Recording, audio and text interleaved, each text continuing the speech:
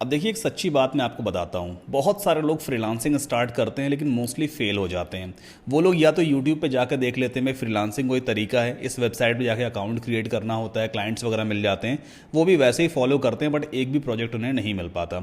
सबसे बड़ी प्रॉब्लम मालूम क्या है? प्रॉब्लम ये है कि कोई भी नया बंदा जब फ्रीलांसिंग स्टार्ट करता है ना, तो वो प्लान नहीं बना के चलता। उसे ये नहीं मालूम है कि मैं किस वेबसाइट का कितना चार्ज करूंगा या किस किस तरह की मैं सर्विसेज प्रोवाइड करने वाला हूं। भाई मेरे दायरे में, मेरे स्किल के अकॉर्डिंग किस किस तरह की मैं साइट्स बना सकता हूं, वो ये सारी चीज़ें एनालाइज ही नहीं करता। उसे बस इतना लगता है एक प्रोजेक्ट मुझे दिखाई देगा, मैं सीधा उसके ऊपर एक कवर लेटर या प्रपोजल लिखूंगा, क्लाइंट को भेज दूंगा, क्लाइंट रीड करेगा, वो मुझे रिप्लाई करेगा, प्रोजेक्ट मिल जाएगा। ऐसे नहीं होता है। अगर इतना आसान होता ना तो सभी लोग फ्रीलांसिंग कर लेते हैं। एक सिस्टम है, एक तरीका है जो हमें फॉलो करना होता है, और मैंने उस तरीके को फॉलो किया, तभी मुझे सक्सेस मिली है और मुझे प्रोजेक्ट्स भी आराम से मिल जाते हैं। अब चूंकि आपने मुझसे वर्डप्रेस सीखा है तो डेफिनेटली आप सिर्फ वेबसाइट डेवलपमेंट के प्रोजेक्ट्स ही उठाओगे। लेकिन वेबसाइट डेवलपमेंट में भी कई तरह की वेबसाइट्स होती हैं। इन्फॉर्मेटिव वेबसाइट होती है, ई कॉमर्स वेबसाइट होती है, और तीसरी होती है कस्टम वेबसाइट। इन्फॉर्मेटिव वेबसाइट जो नॉर्मल बेसिक वाली वेबसाइट्स होती है इन्फॉर्मेटिव साइट कहलाती है। ई कॉमर्स वेबसाइट जिसपे कोई कस्टमर या कोई भी क्लाइंट अपने प्रोडक्ट्स को सेल कर सकता है। And third is custom website. Custom website का मतलब क्लाइंट आपके पास आया, उसके माइंड में कोई भी आइडिया है कि यार ऐसी साइट होनी चाहिए, मेरी साइट के ऊपर ये वाली फंक्शनैलिटी होनी चाहिए। मतलब अभी तक कोई स्पेसिफिक ऐसी रिक्वायरमेंट आई नहीं है हमारे पास, बट क्लाइंट के माइंड में एक नया आइडिया आया, तो उसके बेसिस पे हमें कस्टमाइज्ड वेबसाइट बनानी है क्लाइंट के रिक्वायरमेंट के हिसाब से, वो कहलाती है कस्टम वेबसाइट्स। तो ये जो तीन तरह की वेबसाइट्स है ना, हमें बेसिकली पहले ही प्लान कर लेना होता है किस वेबसाइट का हम कितना चार्ज करेंगे क्लाइंट से, और हर एक सर्विस में हम क्या क्या फीचर्स क्लाइंट को प्रोवाइड करने वाले हैं। तो बीइंग एज अ बिगिनर आपके लिए मैंने एक प्राइसिंग प्लान बना के रखा हुआ है, एक सर्विसेज प्लान है कि आप कितना क्लाइंट से चार्ज करोगे और उस अमाउंट में आप क्या क्या चीज़ें क्लाइंट को प्रोवाइड करने वाले हो। जैसे कि अगर आपके पास एक इंफॉर्मेटिव वेबसाइट आती है, आप जस्ट अभी स्टार्ट कर रहे हो, कोई बहुत स्ट्रांग पोर्टफोलियो आपका नहीं है, आप $150 क्लाइंट से चार्ज करोगे पर वेबसाइट का। मतलब कोई एक क्लाइंट आपको मिला और उसने आपको प्रोजेक्ट दिया, क्लाइंट कह रहा है मेरा मान लो हार्डवेयर का बिजनेस है यूएस में। अब ऑब्वियस सी बात है, हार्डवेयर का बिजनेस है, उसे कुछ ऑनलाइन नहीं बेचना है, वो कह रहा है सिर्फ मेरे को इन्फॉर्मेटिव वेबसाइट चाहिए ताकि मेरा बिजनेस इंटरनेट पर आ सके और लोग उसे सर्च वगैरह कर सकें। तो ऐसे क्लाइंट से आप $150 तक चार्ज कर सकते हो, क्योंकि इस तरह की वेबसाइट पर इन्फॉर्मेटिव पेजेस होते हैं। होम पेज हो गया, अबाउट अस पेज हो गया, सर्विसेज हो गया, गैलरी हो सकता है, कॉन्टैक्ट अस पेज हो सकता है ना। अच्छा, कई बार ऐसा होता है क्लाइंट कहता है नहीं मुझे 5 नहीं, मुझे कुछ एक्स्ट्रा पेजेस और चाहिए, 6-7 और एक्स्ट्रा पेजेस चाहिए, तो आप पर पेज के हिसाब से उसे एक्स्ट्रा चार्ज भी कर सकते हो। एग्जाम्पल के तौर पे आप हर एक एक्स्ट्रा पेज का $20 चार्ज कर सकते हो या $15 चार्ज कर सकते हो। या आपको लगता है क्लाइंट यार ज़्यादा नहीं पे करने को तैयार है, आप जब उससे बात करोगे ना, चैटिंग वैटिंग करोगे, आपको समझ में आ जाएगा क्लाइंट का हाव भाव कि हाँ वो कितना मुझे पे कर सकता है। तो कम से कम $10 पर पेज तो चार्ज करना ही करना। $800 पर पेज तो एटलीस्ट होना ही चाहिए, जो एक वाजिब प्राइस है। और अगर आप उससे ज़्यादा चार्ज कर सकते हो तो बहुत अच्छी बात है, बट एज अ बिगिनर आप $15 पर पेज बोलना। $15 पर पेज आप बोलोगे तो क्लाइंट आपको आराम से पे कर देगा। अब रही बात कि कैसे मालूम करें $150 इंडियन रुपीज़ में कितना होता है, वही सेम तरीका है। आपको गूगल पे जाना है और यहाँ पे आप टाइप करोगे USD टू INR। बस आपको इतना टाइप करना होता है, $US से इंडियन रुपीज़ में कन्वर्जन, ये बॉक्स आ जाएगा। इसके अंदर आप टाइप कर दो 150, तो आज की डेट में 12,549, मतलब ऑलमोस्ट 12,550 रुपये के आसपास होता है। तो ठीक है, इतना अगर आपको मिल रहा है एज अ बिगिनर एक वेबसाइट का जो कि इन्फॉर्मेटिव वेबसाइट है, I think that is worth.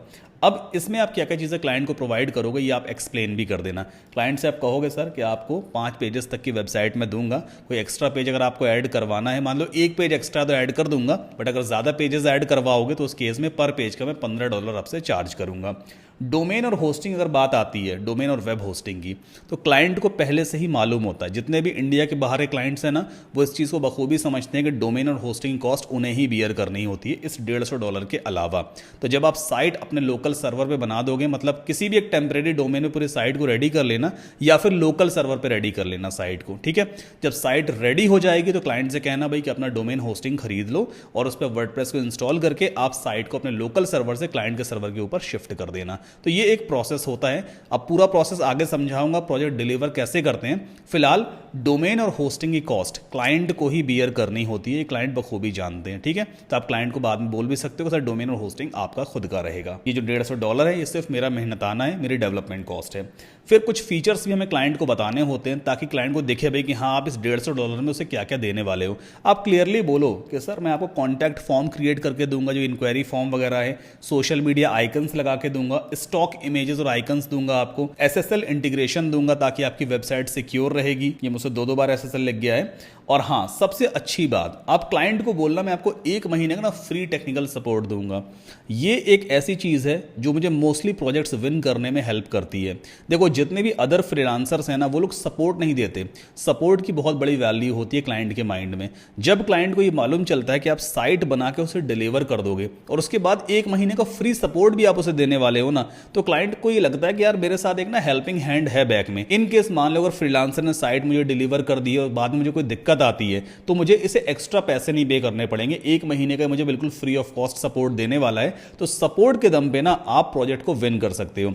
ये स्ट्रेटजी मैंने अपनी लाइफ में इंप्लीमेंट की और मैंने बहुत सारे प्रोजेक्ट्स को विन किया है। मेरे अलावा ना जाने कितने सारे फ्रीलांसर्स क्लाइंट्स को बिड वगैरह भेजते हैं, बट मुझे मोस्टली प्रोजेक्ट मिले इसका सबसे बड़ा रीजन यही था कि मैं कस्टमर्स को या क्लाइंट्स को फ्री सपोर्ट ऑफर करता था कि सर 1 महीने का फ्री सपोर्ट दूंगा या 3 महीने का फ्री सपोर्ट दूंगा। क्लाइंट लेता वेता नहीं है सपोर्ट। आप अच्छी साइट बना के दोगे, कोई दिक्कत नहीं आएगी साइट में। कभी कोई रेयर केस हो गया तो बात अलग है, वरना सपोर्ट आपको देना नहीं पड़ता। लेकिन ये एक लाइन ऐड करने से ना आपको प्रोजेक्ट मिल जाता है। क्लाइंट को भरोसा होता है कि ये बंदा जो है ना मेरे लिए काम कर रहा है, ये यार मुझे सपोर्ट भी दे रहा है, तो मतलब बढ़िया बंदा है, जेन्युइन है। ठीक, तो ये तो बात हुई इंफॉर्मेटिव वेबसाइट की। अब बात आती है ई कॉमर्स वेबसाइट की। ई कॉमर्स वेबसाइट का आपको कम से कम $250 पर वेबसाइट चार्ज करना चाहिए।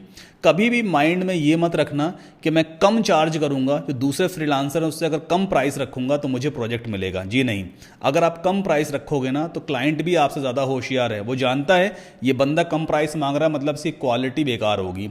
अच्छा प्राइस चार्ज करो, मैं नहीं कहता बहुत ज़्यादा चार्ज करो, $2,500 चार्ज करने की जरूरत नहीं है, लेकिन $250 आप चार्ज करो। That is worth for an e commerce store. $250 Indian rupees में कितना होता है? 20,915, तकरीबन 21,000 रुपए के आसपास हो रहा है। एक वर्थ प्राइस है ई कॉमर्स स्टोर का। एज अ बिगिनर आपको $250 चार्ज करना चाहिए, बट जब एक्सपीरियंस हो जाएगा, कुछ अच्छे रिव्यूज क्लाइंट से मिल जाएंगे, उसके बाद आप $500-600 आराम से चार्ज कर सकते हो। आज की डेट में एक बेसिक ई कॉमर्स वेबसाइट है मैं कम से कम $700 चार्ज करता हूं, $700। लेकिन आपकी स्टार्टिंग है तो आपको थोड़ा कम प्राइस लेके चलना पड़ेगा, लेकिन आप बहुत कम भी नहीं, बहुत ज्यादा भी नहीं। ठीक, अब इसमें आप क्लाइंट को क्या क्या चीजें ऑफर कर सकते हो? आप क्लाइंट से बोलो भाई अप टू 10 पेजेस की वेबसाइट आपको बना के दूंगा, मतलब 10 इंफॉर्मेटिव स्टैटिक पेजेस होंगे, वो आपको मिलेंगे। इसमें अनलिमिटेड प्रोडक्ट कैटेगरीज आप बना सकते हो, ऑफ कोर्स बना सकते हो, ई कॉमर्स कोई दिक्कत ही नहीं है। बट जब क्लाइंट को आप बोलोगे ना कि अनलिमिटेड प्रोडक्ट कैटेगरीज आप बना सकते हो, मतलब हम बना के देंगे, तो क्लाइंट को लगता है यार कि बहुत सारी चीज़ें मुझे मिल रही हैं। जबकि कोई भी बंदा अगर ई कॉमर्स स्टोर बनवा रहा है ना, तो उसके पास एक लिमिटेड कैटेगरी ही होती है, 15 होगी, 20 होगी, 25 होगी, इससे ज़्यादा नहीं होगी। लेकिन जब हम उसको अनलिमिटेड वर्ड लगा के बोलते हैं ना, तो क्लाइंट को लगता है बहुत कुछ मुझे मिल रहा है। तो आपको मेंशन कर देना है अनलिमिटेड प्रोडक्ट कैटेगरी आपको मिलने वाली है, आप अनलिमिटेड प्रोडक्ट्स भी बना सकते हो। भाई होस्टिंग में तो कोई लिमिट ही नहीं होती ना। अगर आपकी होस्टिंग में इतना स्पेस मिला है तो डेफिनेटली आप जितने चाहो उतने प्रोडक्ट्स क्रिएट कर सकते हो। अब होस्टिंगर में तो भाई हर वेबसाइट के लिए ऑलमोस्ट 1 GB का स्पेस तो मिलता ही है ना, 100 वेबसाइट वाला जो प्लान होता है, और किसी भी एक वेबसाइट के लिए 1 GB बहुत होता है। मतलब मुझे लगता है एक ई कॉमर्स वेबसाइट के लिए जिसमें आप 1000 प्रोडक्ट की साइट बनाओगे तो मुझे लगता है 200 MB से भी ज्यादा कंज्यूम नहीं करने वाला है। तो कोई दिक्कत नहीं है स्पेस की। अगर यहाँ आप अनलिमिटेड प्रोडक्ट लिख देते हो, क्लाइंट को लगता है बहुत सारे प्रोडक्ट्स में क्रिएट कर सकता हूं, तो ये भी एक उसके माइंड पे इंपैक्ट डालता है। फिर हम बात करते हैं वेबसाइट सिक्योरिटी की। क्लाइंट को कहेंगे भाई आपकी वेबसाइट कंप्लीटली सिक्योर रहेगी, कनेक्शन सिक्योर वाला मैसेज आएगा। अब SSL जो है वो तो होस्टिंगर में पहले से ही हमें मिल जाता है ना, और क्लाइंट को हम रेकमेंड भी यही करेंगे भैया कि आपको होस्टिंगर से वेब होस्टिंग लेनी है। बट क्लाइंट को ये नहीं मालूम ना कि SSL कैसे इंटीग्रेट करते हैं, वो तो हमें मालूम है, वो हमारा स्किल है। तो हम क्लाइंट को बोल देते हैं भाई कि आपकी वेबसाइट कंप्लीटली सिक्योर रहेगी, SSL से सारे ट्रांजैक्शन 100% सिक्योर रहने वाले हैं। पेमेंट गेटवे इंटीग्रेशन करके देंगे। इंटीग्रेशन बोलना है यहाँ पे, ये मत बोलना पेमेंट गेटवे देंगे। पेमेंट गेटवे क्लाइंट को खुद साइन अप करना होता है, जो भी उसी कंट्री में पेमेंट गेटवे चल रहा होगा, आप सिर्फ इंटीग्रेट करके दोगे। एग्जांपल के तौर पे अगर क्लाइंट US से है, वो कहता है मुझे पेपाल पेमेंट गेटवे इंटीग्रेट करके देना, तो उसका पेपाल का अकाउंट पहले ही बना होगा, आपको सिर्फ क्रेडेंशियल्स लेकर के और पेपाल को इंटीग्रेट करके देना होता है। तो यहाँ पे हमने जब लिखा है ना पेमेंट गेटवे इंटीग्रेशन, तो क्लाइंट को समझ में आता है कि हाँ ऑनलाइन पेमेंट वाला सिस्टम भी इनेबल रहेगा। बाकी कोई अच्छे फीचर्स मैंने यहाँ मेंशन किए, जैसे ऑप्टिमाइज्ड चेकआउट रहेगा, एजेक्स बेस्ड सर्च बॉक्स रहेगा, मतलब यूजर ने कुछ भी क्वेरी टाइप की सर्च बॉक्स में तो रिकमेंडेशंस आने लग जाते हैं, यूजर लॉगिन पॉपअप वगैरह रहने वाला है, न्यू ऑर्डर के नोटिफिकेशंस आएंगे। क्लाइंट पूछेगा भाई कहाँ पे नोटिफिकेशन आएगा, तो आप उससे कहोगे कि आपको बाय डिफॉल्ट तो ईमेल पे नोटिफिकेशन मिलेंगे, बट अगर आपको एसएमएस गेटवे लगाना है तो उसके अलग चार्जेस होते हैं। अगर क्लाइंट की ऐसे रिक्वायरमेंट आती है कि उसे एसएमएस में नोटिफिकेशन चाहिए एज अ एडमिन और एज अ कस्टमर भी, तो फिर वो अलग चीज़ है, उसका आप अलग चार्ज वगैरह कर सकते हो। फुली फंक्शनल स्टोर हम उसको बताएंगे, पूरा आपका वर्किंग ई कॉमर्स स्टोर रहेगा। और सबसे बढ़िया जो चीज़ है वो है 2 महीने का हम फ्री टेक्निकल सपोर्ट देंगे। यहाँ पे टेक्निकल सपोर्ट जरूर मेंशन कर देना, क्लाइंट को क्लियर कर देना किस तरह का मैं सपोर्ट देने वाला हूँ। कुछ ऐसे क्लाइंट भी आपको मिलेंगे जो इस सपोर्ट को कंसीडर करते हैं कि आप उनके लिए 2 महीने तक प्रोडक्ट्स को अपलोड भी करोगे, तो वो काम हम नहीं करने वाले हैं। वो ऑपरेशंस वाला काम होता है, क्लाइंट खुद से करेगा या अपना खुद का बंदा बैठा है। हम क्लाइंट को बोलेंगे इस 2 महीने के टेक्निकल सपोर्ट में जो मैंने आपको वेबसाइट बना के दी है, अगर उस वेबसाइट में कोई दिक्कत आती है, कोई टेक्निकल इशू आता है, तो मैं बिल्कुल फ्री ऑफ कॉस्ट रिजॉल्व करूंगा। प्रोजेक्ट डिलीवरी से लेकर के नेक्स्ट 2 महीने के अंदर कोई भी दिक्कत आएगी, बिल्कुल फ्री ऑफ कॉस्ट इसको हम रिजॉल्व करेंगे और $250 आप इसको चार्ज करोगे। अच्छा, फ्रीलांसिंग में ऐसा भी होता है, क्लाइंट खुद बताता है ना भी कितना बजट है मेरे प्रोजेक्ट का। जैसे मैंने आपको प्रीवियस लेक्चर्स में दिखाया भी था कि क्लाइंट जब प्रोजेक्ट को पब्लिश करेगा तो वहां पे लिखा होता है उसका बजट कितना है। तो अगर मान लो $250 से कम का बजट है, तब भी हमें $250 ही पिच करना है। क्लाइंट को हमको मेंशन करना है $250 चार्ज करेंगे। और अगर इससे ज्यादा का बजट है, उसने खुद मेंशन किया हुआ है कि $500 का मेरा बजट है, तो आप फिर $400 कर देना, मतलब इस $250 को आप $400 कर देना। ये स्ट्रेटजीज मैं आपको आगे समझाऊंगा कैसे प्राइसिंग वगैरह हमको सेट करनी होती है, बट फिलहाल अब एग्जांपल के तौर पे समझ लो कि क्लाइंट का बजट अगर $250, मतलब जो आपका प्राइसिंग प्लान है ना उससे कम अगर उसने मेंशन किया है, तो आपको कम पे नहीं जाना है, आपको $250 ही पिच करना है। और अगर क्लाइंट ने पहले से मेंशन किया है कि मेरे इस प्रोजेक्ट का जो एस्टिमेटेड बजट है वो $500 है, $600 है, तो जो उसका बजट है ना उससे थोड़ा कम बस आप कर देना। अगर $500 है तो आप $400 की अपनी बिड भेज देना, अगर 600 है तो $500 का भेज देना। तो इस तरह से ना मतलब हम ज्यादा प्रॉफिट कमा सकते हैं। ठीक, तो ये एक प्राइसिंग प्लान, ये सर्विसेज प्लान हमारे सामने रेडी हो गया।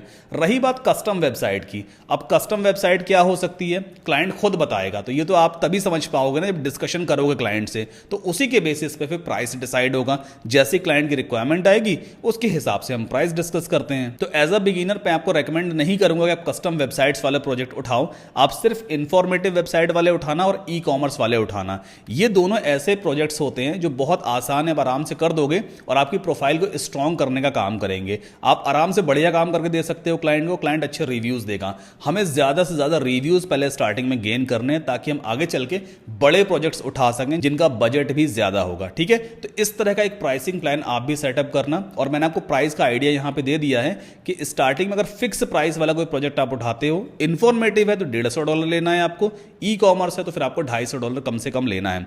हाँ, अब बात आती है आवरली बेस्ड प्रोजेक्ट्स की, कि अगर आपको इंफॉर्मेटिव वेबसाइट ही आवरली बेसिस पे मिलती है, क्लाइंट कहता है मैं घंटे के हिसाब से आपको पे करूंगा, तो आप क्या कहोगे उससे? आप कहोगे भाई $10 पर आवर में चार्ज करूंगा, ये मेरा फीस है। और क्लाइंट फिर आपसे ये भी पूछेगा कि लगभग कितने घंटे का टाइम लगेगा तुम्हें, तो कह देना 15 से 20 घंटे का टाइम लगेगा या 15 से 18 घंटे का टाइम लगेगा। आप खुद कैलकुलेट कर लेना कि $10 पर आवर अगर आप कमाने वाले हो और आपको $150 कमाना है, तो आप क्लाइंट को कितना बोलोगे? $10 को मल्टीप्लाई करो 15 घंटे से, सीधा $150 बन जाता है आपका। तो हमें स्टार्टिंग में जो आवरली प्राइस है अपना वो $10 पर आवर का लेके चलना है, और फिक्स प्राइस तो मैंने आपको बता ही दिया है। अब मिलते हैं अगले लेक्चर में और मैं आपको समझाऊंगा कि आप पोर्टफोलियो अपना कैसे स्ट्रॉन्ग करोगे। So I will see you in the next lecture.